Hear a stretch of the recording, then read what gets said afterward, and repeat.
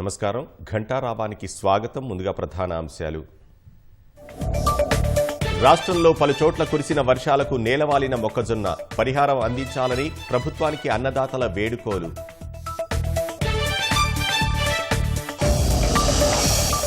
హైదరాబాద్లో కురిసిన వర్షాలకు మూసీకి పెరిగిన వరద, భీమలింగం లో లెవెల్ బ్రిడ్జిపై ప్రవాహంతో నిలిచిన రాకపోకలు.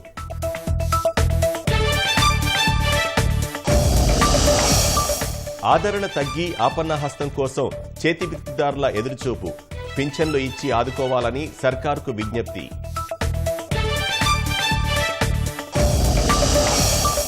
ఇతర దేశాల సుంకాల ఆధారంగానే తాము పెంచామన్న అమెరికా, సంప్రదింపులు జరిపేందుకు ఎప్పుడూ సిద్ధమేనని ట్రంప్ వెల్లడి.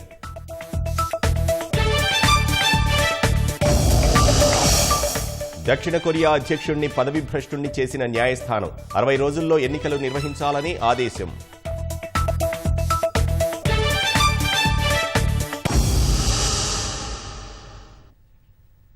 రాష్ట్రంలో ఇవాళ రేపు ఉరుములు మెరుపులతో కూడిన వర్షం పడే అవకాశం ఉన్నట్లు హైదరాబాద్ వాతావరణ కేంద్రం వెల్లడించింది. ఉత్తర, దక్షిణ, మధ్య తెలంగాణ జిల్లాల్లో వర్షాలు కురిసే అవకాశం ఉన్నట్లు భావించి ఎల్లో హెచ్చరికలు జారీ చేసింది. 2 రోజుల పాటు వర్షాలు కురవడంతో ఉష్ణోగ్రతలు సాధారణం కంటే 2 నుంచి 4 డిగ్రీలు తక్కువగా నమోదవుతాయని పేర్కొంది. ఇవాళ మధ్యాహ్నం 3 గంటల నుంచి సాయంకాలం 5 గంటల మధ్యలో హైదరాబాద్లో ఓ మోస్తరు వర్షం కురిసే అవకాశం ఉన్నట్లు తెలిపింది. ఆకాశం మేఘావృతమై ఎండ తీవ్రత తక్కువగా ఉండవచ్చని వాతావరణ శాఖ వెల్లడించింది.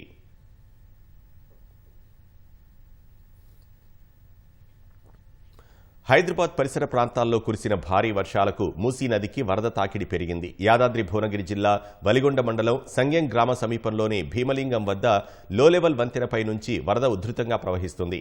దీంతో వలిగొండ మండలం సంగెం, భువనగిరి మండలం బొల్లేపల్లి గ్రామాల మధ్య రాకపోకలు నిలిచిపోయాయి.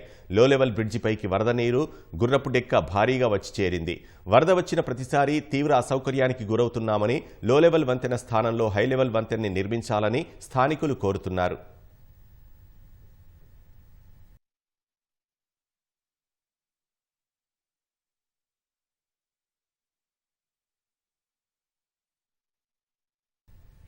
రాష్ట్రంలో అకాల వర్షాల నేపథ్యంలో వ్యవసాయ శాఖ మంత్రి తుమ్మల నాగేశ్వరరావు అధికారులను అప్రమత్తం చేశారు. అకాల వర్షాలు, వడగళ్ల వానల ప్రభావంతో దెబ్బతిన్న పంటలను పరిశీలించి ప్రాథమిక నివేదిక అందించాలని ఆదేశించారు. మార్కెట్లోకి వచ్చిన పంట ఉత్పత్తులను జాగ్రత్తగా కాపాడాలని మార్కెటింగ్ శాఖకు సూచించారు. రైతుల నుంచి కొనుగోలు చేసిన ఉత్పత్తులను వెంటనే గోడౌన్లకు తరలించాలని మార్క్ఫెడ్కు స్పష్టం చేశారు. పంట ఎండిపోతుంటే చూస్తూ కూర్చోలేదు, నీళ్లు లేవని కన్నీళ్లు కారుస్తూ ఉండిపోలేదు. పట్టుదలతో ప్రయత్నించి చివరికి నీళ్లను పంట చేలకు అందించారు. నిజామాబాద్ జిల్లా మోపాల్ మండలం సిర్పూర్కు చెందిన రైతులు యాసంగి ఆరంభంలో నీరు సమృద్ధిగా ఉండడంతో వరి నాట్లు వేశారు. పంట చివరి దశకు వచ్చేసరికి భూగర్భ జలాలు అడుగంటాయి. దీంతో ఆరుగాలం శ్రమించి పండిస్తున్న పంట ఎండిపోతుండటంతో తట్టుకోలేకపోయారు. 2 కిలోమీటర్ల దూరం నుంచి నిజాం సాగర్ కాలువ వెళ్తున్నా ఇటువైపు నీరు రాకపోవడంతో ఆలోచించి దాదాపు కిలోమీటర్ మేర పైప్లైన్లు వేసుకుని పంటలను రక్షించుకుంటున్నారు. ఈ కెనాల్ నుంచి తమ గ్రామ చెరువుకు నీరు అందించాలని ప్రభుత్వాన్ని కోరుతున్నారు. గ్రావిటీ ద్వారా వెళ్తున్నటువంటి కాలువ ద్వారా మోటార్లు పెట్టి పైప్లైన్లు వేసి 1 నుంచి 1 కిలోమీటర్ 2 కిలోమీటర్ల వరకు కూడా ఇక్కడ నుంచి అంటే దాదాపు ఒక రైతు 1,00,000 నుంచి 1,50,000 రూపాయల ఖర్చు పెట్టుకొని ఇక్కడ నుంచి నీళ్లు తీసుకుపోవడం జరుగుతున్నది. దీని ద్వారా పంటలు పండిస్తున్నారు. ఒకవేళ బోర్లు వేద్దామంటే నీళ్లు పడే పరిస్థితి లేదు కాబట్టి రైతులకు ఈ రకమైనటువంటి నూతన ఒరవడికి శ్రీకారం చుట్టారు. దీని ద్వారా రైతులందరూ బాగుపడుతున్నారు. మా ఊర్లో కూడా ప్రజలు చాలా హ్యాపీగా ఉన్నారు. మాకేందంటే 21 ప్యాకేజ్ మా పక్కన నుంచి వెళ్తుంది. సిర్పూర్ నుంచి మా టన్నెల్ తీసుకొని మంచి చెరువు నింపుతామని చెప్పేసి టన్నెల్ స్టార్ట్ చేసారు. అయితే కాకపోతే ఈ టన్నెల్ ద్వారా మాకు గ్రౌండ్ వాటర్ ఇంకిపోయి మా పొలాలు ఎండిపోయే పరిస్థితి వచ్చింది. మేము ఏం చేసినామంటే మాకు ఎక్కడ గత్యంతరం లేక దీంట్లో వాటర్ ఉన్నాయని చెప్పేసి ఒక 10 మంది రైతులను కలిసి మోటార్లు స్టార్ట్ చేసుకొని దగ్గర దాదాపు 200 ఎకరాలు వాడించుకుంటున్నామండి. ఈ వాటర్ని మా చెరువులోకి తెచ్చే ప్రయత్నం చేస్తే బాగుంటుందని, ఇంకా ముందు మేము పంటలు పండించుకోవడానికి ఆస్కారం ఉంటుందని కోరుకుంటున్నామండి. మాకు వీలుంది కాబట్టి 1/2 కిలోమీటర్ దూరంలో ఉన్న వాళ్ళకు పైప్ లైన్ వేసుకొని ఈ లాస్ట్ స్టేజ్ ఉంది. పొలాలు ఒక 15 రోజులు 20 రోజులు అయితే అయ్యే స్టేజ్ అయిపోయేది ఉంది, ఎండిపోతున్నాయని చెప్పేసి ప్లాన్ చేసి మేము పైప్ లైన్లో ఒక 15 మంది రైతులను కలిసి అండర్ గ్రౌండ్ వాటర్ ఇక్కడ తాడిమిగినెళ్ళే కెనాల్కి వెళ్ళి ఇక్కడ మాకు కొద్దిగా వదిలిపించేసుకుని అండర్ గ్రౌండ్ వాటర్ నింపుకొని కెనాల్ ద్వారా పైపుల ద్వారా మోటార్లు పెట్టుకొని లైన్స్ తీసుకెళ్తున్నామండి. గురువారం రాత్రి ఈదురుగాలులతో కురిసిన వడగండ్ల వాన మహబూబాబాద్ జిల్లాలో బీభత్సం సృష్టించింది. పలు గ్రామాల్లో ఇండ్ల పైకప్పులు ఎగిరిపోయాయి. చేతికొచ్చిన మొక్కజొన్న నేలవాలింది. కొత్తగూడ మండలంలో రాత్రి పలు గ్రామాల్లో ఈదురుగాలులతో 2 గంటల పాటు ఎడతెరిపి లేకుండా వడగండ్ల వాన కురిసింది. దీంతో కొందరి ఇండ్లపై రేకులు ఎగిరిపోయి ఇంట్లోని సామాగ్రి మొత్తం తడిసి ముద్దయింది. ముస్మి గ్రామంలో డ్రైనేజ్ వ్యవస్థ సరిగా లేకపోవడంతో పలువురి ఇళ్లలోకి మురుగునీరు చేరింది. చిన్నపాటి గుడిసెలు గాలికి ఎగిరిపోయాయి. అదేవిధంగా చేతికొచ్చిన మొక్కజొన్న నేలవాలింది. దీంతో రోడ్డున పడ్డామని ప్రభుత్వమే ఆదుకోవాలని బాధితులు కోరుతున్నారు. సంవత్సరానికి అటు హైదరాబాద్ పనికి పోయి వలసలకు పోయి ఇక్కడ ఏందో కట్టుకుంటే అది నిన్న వర్షానికి కప్పు లేచిపోయింది. లోపల ఉన్న సామాను బియ్యం బస్తాలు బీరోలు బట్టలు ఇట్లా మొత్తం తడిచి ఆగమైనాయి. నాకు ఇప్పుడు ఏదైనా గవర్నమెంట్ ఎంతో కొంత సాయం చేయాలని నైట్లో వర్షం పడుతుంది. ఇట్లా ఇద్దామన్నా కరెంట్ ఇట్లా పెడుగులు పడే సూచనలు ఉన్నాయి కాబట్టి వేరే వాళ్ళు ఇక్కడ పండుకున్నారు. నిన్న కురిసిన గాలి ద్వారా వానలో నా ఇల్లు అనామతిగా లేచిపోయి నేను ఉండే పరిస్థితిలో లేను. మాకు భయంకరంగా ఉంది. మేము పక్క ఇంటిలో పోయి నిన్న నైట్ అంతా నిద్రపోకుండా భయంకరంగా దాచి ఉన్నాము. గవర్నమెంట్ మాకు సహకారం చేయాలనేసి గవర్నమెంట్ని కోరుతున్నాము. త్వరగా మాకు ఇల్లు మంజూరు చేసి మాకు ఇల్లు ఇవ్వాలని ఆర్థిక సాయం చేయాలనేసి మేము గవర్నమెంట్ను కోరుతున్నాము. ఒక 2 ఎకరాలు మొక్కజొన్న పంట వేసినాను. ఈ 2 ఎకరాల పంటని ఇంకొక 10 రోజులు అయితే కోయాల్సి ఉండగా పడినటువంటి రాళ్ల వాన గాలి వేగంతో రావడంతో మొత్తం మొక్కజొన్న నేలవాలిపోయింది. మొత్తం ఇప్పుడు చిలకలో కూడా మొత్తం నీళ్ళే ఉన్నాయి. ఈ నీళ్ళతోటి మొత్తం పంట కూడా దెబ్బతినే అవకాశం ఉన్నది. దీనికి అధికారులు కూడా స్పందించి ఆదుకోవాలని చెప్పేసి కోరుకోవడం జరుగుతుంది. ఇంకా 20 రోజులు అయితే చేతికొచ్చేది ఉండేది సార్. ఈ మొక్కజొన్న సుడిగాలితో వచ్చి అంత అడ్డం పడి కొద్దిగా రాళ్ళు కూడా పడ్డాయి. మొత్తం పడిపోయింది సారు. ఇది దాదాపు 1.5 ఎకరం వేసిన సారు. పెద్దపల్లి జిల్లా శ్రీపాద ఎల్లంపల్లి ప్రాజెక్టులోని నీటి నిల్వలు రోజురోజుకు పడిపోతున్నాయి. ప్రాజెక్టు పూర్తిస్థాయి సామర్థ్యం 20.175 టీఎంసీలు అవగా ప్రస్తుతం 9.516 టీఎంసీల నీరు మాత్రమే నిల్వ ఉంది. తాగునీటితో పాటు సాగునీటి అవసరాల కోసం మంచిర్యాల జిల్లా వేమ్నూర్ పంప్ హౌజ్లకు, పారిశ్రామిక అవసరాల నిమిత్తం రామగుండం ఎన్టీపీసీ విద్యుత్ కేంద్రానికి నీటిని సరఫరా చేస్తున్నామని అధికారులు తెలిపారు. వేసవిలో తాగు సాగునీటి అవసరాలకు ఇబ్బందులు తలెత్తకుండా చర్యలు చేపడుతున్నామని నీటిపారుదల శాఖ అధికారి స్వామి తెలిపారు. కాజీపేట లోకో రన్నింగ్ డిపోలో సిబ్బంది కొరతపై లోక్సభలో వరంగల్ ఎంపీ కడియం కావ్య గళమెత్తారు. కాజీపేట సికింద్రాబాద్ డివిజన్ పట్ల రైల్వే అధికారుల పక్షపాత ధోరణి తగదని పేర్కొన్నారు. కాజీపేట లోకో రన్నింగ్ డిపో సిబ్బందిని అక్రమంగా ఇతర ప్రాంతాలకు తరలింపు చేయడం సరికాదన్నారు. 709 మంది ఉద్యోగులకు గాను 526 మంది మాత్రమే విధులు నిర్వహిస్తున్నారని ఎంపీ కావ్య ప్రస్తావించారు. కాజీపేటలోని లోకో రన్నింగ్ స్టేషన్లో ఖాళీ పోస్టుల భర్తీకి అవసరమైన చర్యలు తీసుకోవాలని కేంద్ర రైల్వే మంత్రికి విజ్ఞప్తి చేశారు. Kazipet Loco Running Depot is one of the biggest in the South Central Railway. It is to inform that more than 500 employees have been relocated to Vijayawada in the last 15 years, and a small Loco Running Depot in Vijayawada has now become a big one at the cost of Kazipet. It has come to my notice that currently the employee strength at Kazipet is now 526 against the sanctioned number of 709. Against this background, again the railway sanctioned 184 new postings to Kazipet Loco Running Station. Surprisingly, all of them have been allotted to Vijayawada Loco Running Depot, where 1100 employees are already working at Vijayawada. In this regard, I would bring to your kind notice that due to various reasons, the railway authorities are shifting large number of employees to Vijayawada, but not taking any effort to fill the vacant post in Kazipet. Through you, Madam, I humbly request the Honorable Minister of Railways, Government of India to kindly look into the issue, necessary steps for initiating to fill up the vacant post at the Loco Running Station, Kazipet. Thank you, Madam. వక్ఫ్ సవరణ bill parliament ఆమోదం పొందడాన్ని చరిత్రాత్మక మలుపుగా ప్రధాని నరేంద్ర మోదీ అభివర్ణించారు. కొన్ని దశాబ్దాలుగా వక్ఫ్ వ్యవస్థలో పారదర్శకత, జవాబుదారీతనం లోపించిందని పేర్కొన్న మోదీ తాజా బిల్లుతో ఇన్నాళ్లు అట్టడుగున ఉండిపోయిన వర్గాలకు మేలు చేకూరుతుందని ఎక్స్లో పోస్ట్ చేశారు. ముఖ్యంగా ముస్లిం మహిళలు, పేద ముస్లింల ప్రయోజనాలను పాత వ్యవస్థ దెబ్బతీసిందన్నారు. వక్ఫ్లో సవరణలకు పార్లమెంట్లో ఆమోదం లభించడంతో ఇప్పుడు వారి హక్కులను భద్రత లభించినట్లయిందని అన్నారు. ఈ బిల్లుతో సామాజిక న్యాయం జరిగే ఓ ఆధునిక యుగంలోకి మనం ప్రవేశిస్తున్నామని తెలిపారు. ప్రతి పౌరుడు గౌరవానికి ప్రాధాన్యత ఇవ్వడానికి ప్రభుత్వం కట్టుబడి ఉందని, ఇదే మార్గంలో పయనిస్తూ బలమైన సమ్మిళిత భారత్ను కలిసి నిర్మిద్దామని ప్రధాని పిలుపునిచ్చారు. ఇలాంటి చట్టాల బలోపేతం కోసం సహకరించిన కమిటీ సభ్యులు, చర్చల్లో పాల్గొన్న ఎంపీలతో పాటు సవరణల కోసం పార్లమెంటరీ కమిటీకి విలువైన సూచనలు పంపిన పౌరులకు ప్రత్యేక ధన్యవాదాలు ప్రధాని తన పోస్టులో పేర్కొన్నారు. సుంకాలపై చర్చకు సిద్ధమేనని అమెరికా అధ్యక్షుడు డొనాల్డ్ ట్రంప్ సంకేతాలు ఇచ్చారు. అమెరికా నుంచి ఇతర దేశాలు వసూలు చేస్తున్న దాని ఆధారంగానే మేం కూడా వారిపై టారిఫ్లు విధించాం అని ట్రంప్ వ్యాఖ్యానించారు. ఇదంతా పరస్పర చర్యేనన్న ట్రంప్ ఇప్పుడు తమ సుంకాలు అమల్లోకి రాగానే చాలా దేశాలు అమెరికా గురించి ఆలోచిస్తున్నాయన్నారు. తాము చేసిన పనిలో అద్భుతమైన విషయం ఇదేనని, తమ నిర్ణయంతో అమెరికా మళ్లీ చోదక స్థానంలోకి వస్తుందని ఆశాభావం వ్యక్తం చేశారు. ఇప్పుడు ఇందులోని చాలా దేశాలు అమెరికా కోసం ఏదైనా చేస్తామని అంటున్నాయన్న ట్రంప్ అలా ఏ దేశమైనా ముందుకొచ్చి తమకు అద్భుతమైన ఆఫర్ ఇస్తే వారితో సుంకాలపై చర్చించేందుకు సిద్ధమేనని వెల్లడించారు. ట్రంప్ నిర్ణయం ఆర్థిక వ్యవస్థలు కుదేలవుతాయని, మాంద్యం తప్పదన్న పలు దేశాలు ధ్వజమెత్తుతున్న వేళ ట్రంప్ ఈ కీలక వ్యాఖ్యలు చేశారు. ఏప్రిల్ 2న అమెరికాకు దిగుమతయ్యే ప్రతి వస్తువుపై కనిష్టంగా 10% నుంచి గరిష్టంగా 49% దాకా ట్రంప్ సుంకాలు విధించారు. భారత్పై 26%, చైనాపై 34%, ఐరోపా దేశాలపై 20% విధించారు. ఆయా దేశాలు అమెరికా ఉత్పత్తులపై విధిస్తున్న సుంకాల్లో 50% సుంకాలనే ట్రంప్ అమలు చేశారు.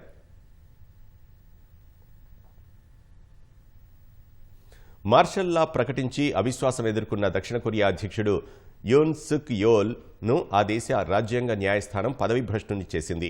యూన్ సుక్ యోల్ పై జాతీయ అసెంబ్లీలో ప్రవేశపెట్టిన అభిశంసన తీర్మానాన్ని 8 సభ్యుల రాజ్యాంగ ధర్మాసనం ఏకపక్షంగా సమర్థించింది. తక్షణం ఆదేశాలు అమల్లోకి వచ్చినట్లు తెలిపింది. 60 రోజుల్లో అధ్యక్ష ఎన్నికలు నిర్వహించాలని ఆదేశించింది.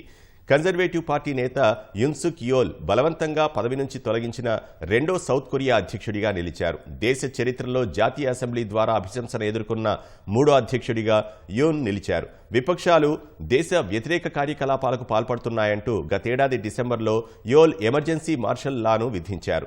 కొన్ని గంటల్లోనే విపక్షాలు జాతీయ అసెంబ్లీ ద్వారా మార్షల్ లా ఎత్తేసి అధ్యక్షుడిపై అభిశంసనను ప్రవేశపెట్టాయి. అనేకసార్లు యూన్ సుక్ యోల్ను ఆ దేశ అత్యున్నత విచారణ అధికారులు అరెస్టు చేసేందుకు యత్నించగా ఆయన తన విశిష్ట అధికారులతో అరెస్టులను అడ్డుకున్న ఉదంతాలు వెలుగు చూశాయి. ప్రజలు 2 పక్షాలుగా చీలిపోయి దేశంలో ఆందోళనలు పెల్లుబిక్కాయి. ఈ క్రమంలో 11 సార్లు విచారణ జరిపిన న్యాయస్థానం అభిశంసనను సమర్థించింది.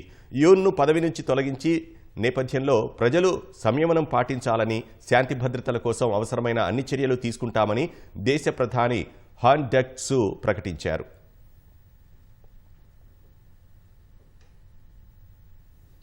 ప్రముఖ బాలీవుడ్ నటుడు, దర్శకుడు మనోజ్ కుమార్ కన్నుమూశారు. 87 ఏళ్ల మనోజ్ కుమార్ ముంబై కోకిలాబెన్ ధీరుభాయ్ అంబానీ ఆసుపత్రిలో చికిత్స పొందుతూ తుదిశ్వాస విడిచారు. మనోజ్ కుమార్ కొంతకాలంగా వృద్ధాప్య సమస్యలతో బాధపడుతున్నారు. 1937 జూలై 24న జన్మించిన మనోజ్ అసలు పేరు హరికృష్ణ గోస్వామి. 1957లో ఫ్యాషన్ చిత్రంతో సినీ రంగంలోకి మనోజ్ కుమార్ అడుగుపెట్టారు. ఎక్కువగా దేశభక్తి చిత్రాలు తెరకెక్కించడంతో మనోజ్ కుమార్ భరత్ కుమార్గా ప్రసిద్ధికెక్కారు. సినిమాల్లోనూ తన పాత్రలకు భరత్ అనే పేరునే ఆయన పెట్టుకునేవారు. షాహీద్, ఉపకార్, పురబ్ ఔర్ పశ్చిమ్ వంటి ప్రసిద్ధ చిత్రాలను ఆయన తెరకెక్కించారు.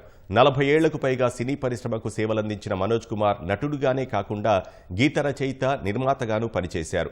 1992లో మనోజ్ కుమార్ను కేంద్రం పద్మశ్రీతో సత్కరించింది.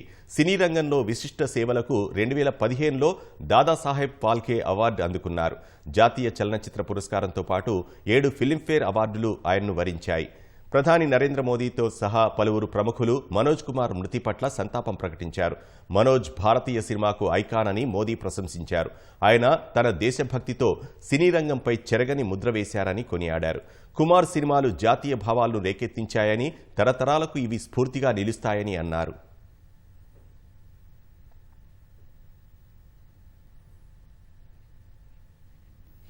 భద్రాచలంలో వ్యవసాయ శాఖ మంత్రి తుమ్మల నాగేశ్వరరావు పర్యటించారు. గోదావరి కరకట్ట పనులు మంత్రి పరిశీలించారు. పనులు నత్తనడకన సాగుతున్నాయని, తొందరగా పూర్తి చేయాలని ఆగ్రహం వ్యక్తం చేశారు. 3 నెలల్లో పనులు పూర్తి చేయాలని అధికారులను మంత్రి ఆదేశించారు. అనంతరం ఆదివారం మిథిలా స్టేడియంలో జరగనున్న సీతారాముల కళ్యాణ ఏర్పాట్లు పరిశీలించారు. ముఖ్యమంత్రి, ప్రజలు పెద్ద ఎత్తున తరలిరానున్న నేపథ్యంలో తగిన ఏర్పాట్లు చేయాలని సూచించారు. అనంతరం ఆర్డీఓ కార్యాలయంలో అధికారులతో కళ్యాణ ఏర్పాట్లపై మంత్రి సమీక్ష నిర్వహించారు.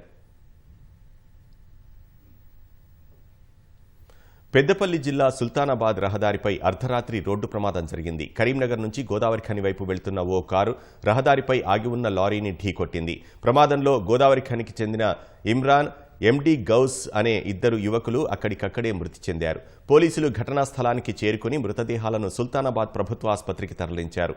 అతివేగమే ప్రమాదానికి కారణమై ఉంటుందని పోలీసులు భావిస్తున్నారు.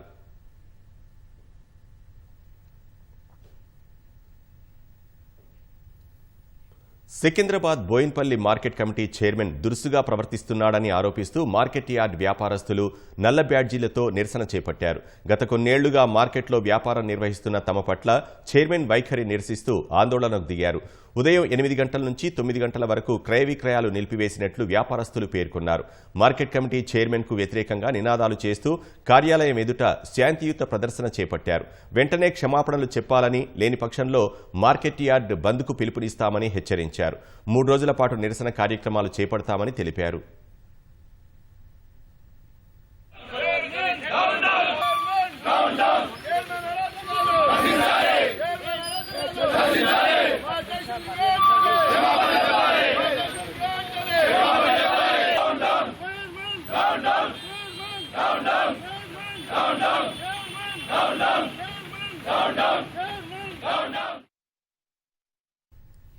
ఆ తండా మహిళలంతా చేతివృత్తినే నమ్ముకున్న శ్రమజీవులు. వారసత్వంగా చేస్తున్న కళను కాపాడుకుంటూ సంస్కృతి సంప్రదాయాలను చాటి చెబుతున్నారు.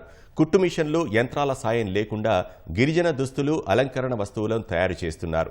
ప్రస్తుతం మార్కెట్లో తాము తయారు చేసిన వస్తువులకు డిమాండ్ తగ్గడంతో పూట గడవడమే కష్టమైందని మహిళలు వాపోతున్నారు. ప్రభుత్వం స్పందించి సంప్రదాయ కళను రక్షిస్తున్న తమకు పింఛన్లు మంజూరు చేయాలని కోరుతున్నారు. నిజామాబాద్ జిల్లా అవుసుల తండాలోని ప్రతి ఇంట్లోనూ గిరిజన దుస్తులు, ఆభరణాల తయారీ సవ్వడి వినిపిస్తోంది. కేవలం 34 కుటుంబాలున్న ఈ గ్రామంలోని మహిళలంతా చేతి వృత్తినే నమ్ముకుని జీవనం సాగిస్తున్నారు. వారసత్వంగా వస్తున్న ఈ కళను కాపాడుకుంటూ కాలం వెళ్లదీస్తున్నారు. ఎలాంటి యంత్రాల సాయం లేకుండా చేత్తోనే సంప్రదాయ దుస్తులు, గృహోపకరణాలు తయారు చేస్తున్నారు. ఇలా రూపొందించిన వస్తువుల్ని ఉమ్మడి జిల్లాలోని వారాంతపు సంతల్లో విక్రయిస్తుంటారు. రాష్ట్రంలో జరిగే ప్రముఖమైన ఏడుపాయల దుర్గామాత, కొమురవెల్లి, మేడారం, నాగోబా జాతరలో కూడా వీటిని అమ్ముతుంటారు. అయితే ఆధునిక సాంకేతికత పెరగడం వల్ల గతంలోలాగా బంజారా వస్తువులకు గిరాకీ లేదని తండా మహిళలు వాపోతున్నారు. కష్టపడి రూపొందించిన వస్తువులు సంతలో అమ్ముడుపోవట్లేదని ఆవేదన వ్యక్తం చేస్తున్నారు.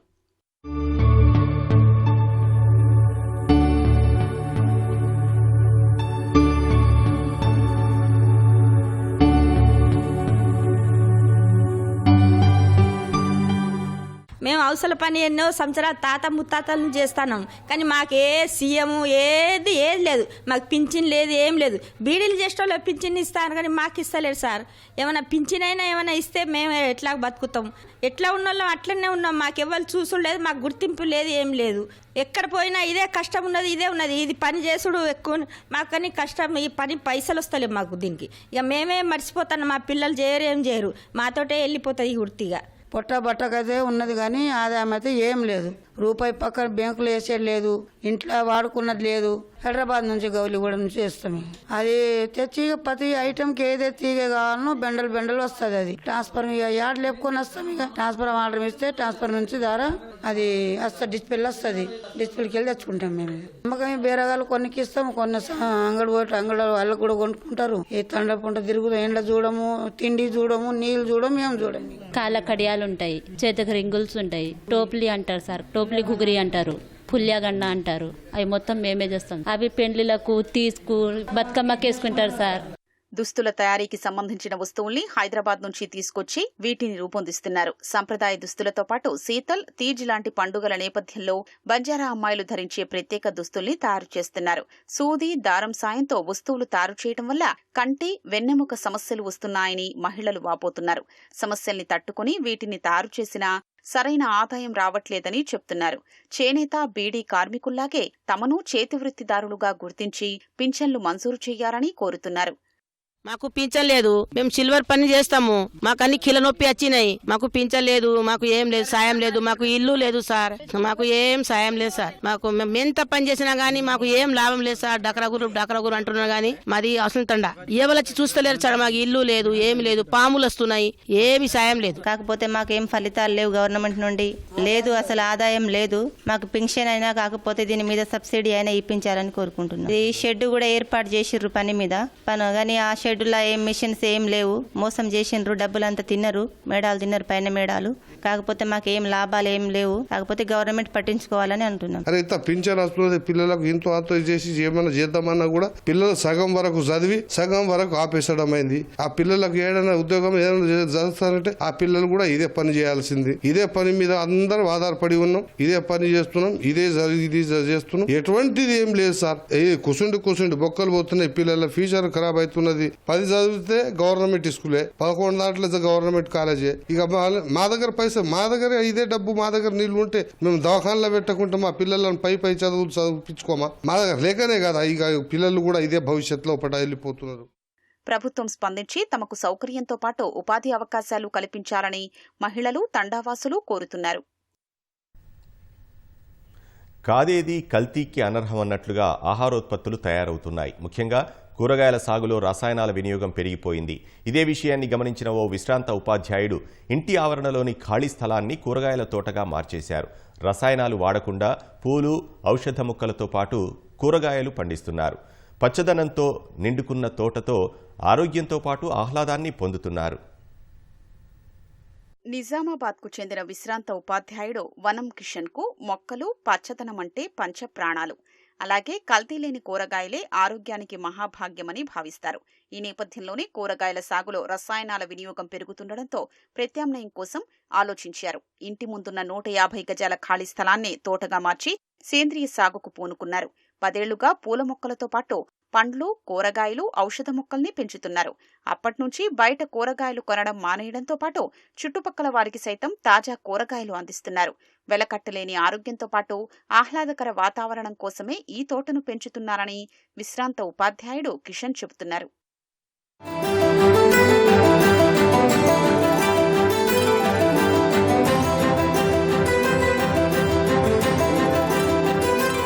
మేము ఎండాకాలంలో భూమిని అంతా తవ్వేసి దాంట్లో వేపపిండి వేస్తాం. తర్వాత ఆవు పేడ పొడి మొత్తము మేలో మొత్తం జల్లేస్తాం.